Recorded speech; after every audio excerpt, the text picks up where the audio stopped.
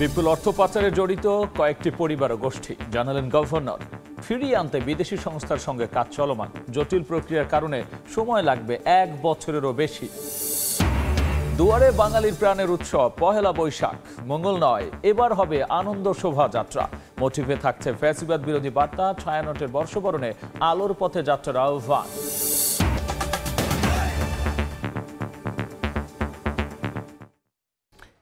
জনপদের সময় সঙ্গে আছি আমি গোলাম রাব্বি। বিদেশে পাচার হওয়ার সম্পদ কোথায়, কি অবস্থায় আছে তা খুঁজে বের করে ফিরিয়ে আনার চেষ্টা চলছে বলে জানিয়েছেন বাংলাদেশ ব্যাংকের গভর্নর আহসান এইচ মনসুর। অর্থ পাচার সহ সমসাময়িক বিষয় নিয়ে চট্টগ্রামে ব্রিফিংয়ে তিনি বলেছেন, পাচার হওয়ার সম্পদ ফিরিয়ে আনতে বিদেশি সংস্থার সঙ্গে কাজ চলছে। গভর্নর বলেছেন, দেশের বিপুল টাকা পাচার করেছে কয়েকটি পরিবার আর গোষ্ঠী, তা ফিরিয়ে আনতে সময় লাগবে 1 বছরের বেশি, কেননা এটি একটি জটিল প্রক্রিয়া।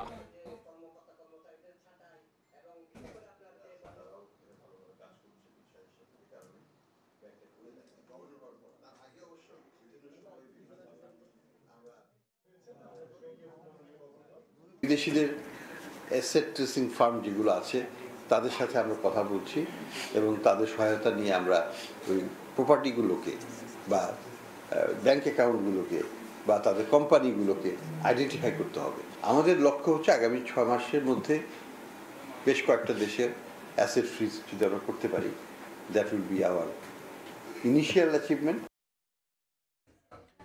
দুয়ারে কড়া নাড়ছে বাঙালির সর্বজনীন উৎসব পহেলা বৈশাখ। পুরনোকে বিদায় জানিয়ে নতুন বছরের বরণের অনুষঙ্গ সাজিয়ে তুলতে ব্যস্ত ঢাকা বিশ্ববিদ্যালয়ের চারুকলা অনুষদ। এবার শোভাযাত্রার নাম হবে বর্ষবরণ আনন্দ শোভাযাত্রা, আর প্রতিপাদ্য নববর্ষের ঐক্যতান, ফ্যাসিবাদের অবসান। শোভাযাত্রায় থাকবে ফ্যাসিবাদ বিরোধী ও ফিলিস্তিনিদের প্রতি সংহতি জানিয়ে বিভিন্ন মোটিভ।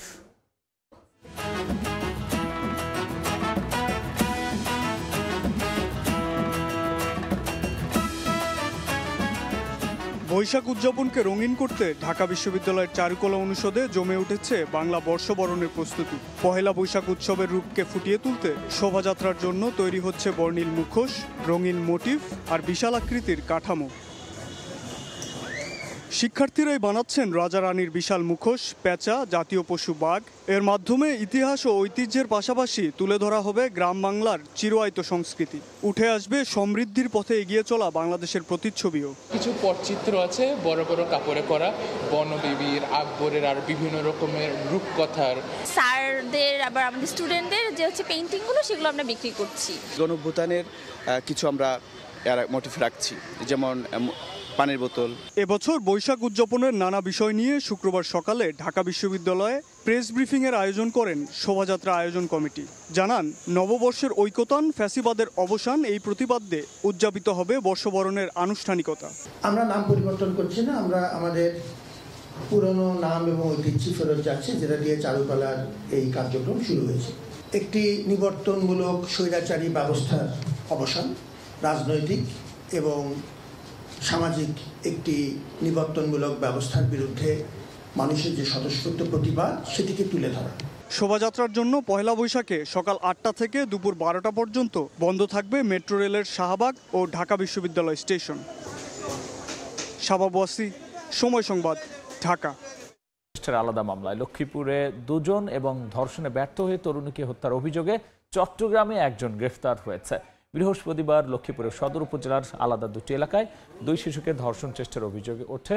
রাতেই নুরমিয়া ও ইমরান হোসেনকে গ্রেফতার করা হয়। এদিকে চট্টগ্রামের চন্দনাইছে তরুণীকে ধর্ষণ চেষ্টা ও হত্যা মামলার আসামি নাজিম উদ্দিনকে গ্রেফতার করা হয়েছে। খালাতো বোনের মেয়েকে ধর্ষণে ব্যর্থ হয়ে হত্যা করে চেঙ্গি নদীতে শামুক কুড়াতে গিয়ে পানিতে ডুবে প্রাণ গেছে 2 কিশোরীর। অন্যদিকে গোপালগঞ্জের 2টি গ্রামে পানিতে ডুবে মারা গেছে 2 শিশু। স্থানীয়রা জানিয়েছেন, সকালে খাগড়াছড়ির ভাই বোন ছড়ায় নদীতে শামুক কুড়াতে যায় পিয়াসী চাকমা ও রিয়া চাকমা। এক পর্যায়ে রিয়া ভারসাম্য হারিয়ে গভীর পানিতে ডুবে যায়। তাকে বাঁচাতে গিয়ে পিয়াসীও পানিতে তলিয়ে যায়। দুপুরে তাদের মৃতদেহ উদ্ধার করেন স্থানীয়। এদিকে গোপালগঞ্জের কোটালি পাড়ার 2টি গ্রামে পানিতে ডুবে মারা গেছে ওমর ফারুক ও নুসরাত খানম নামে 2 শিশু।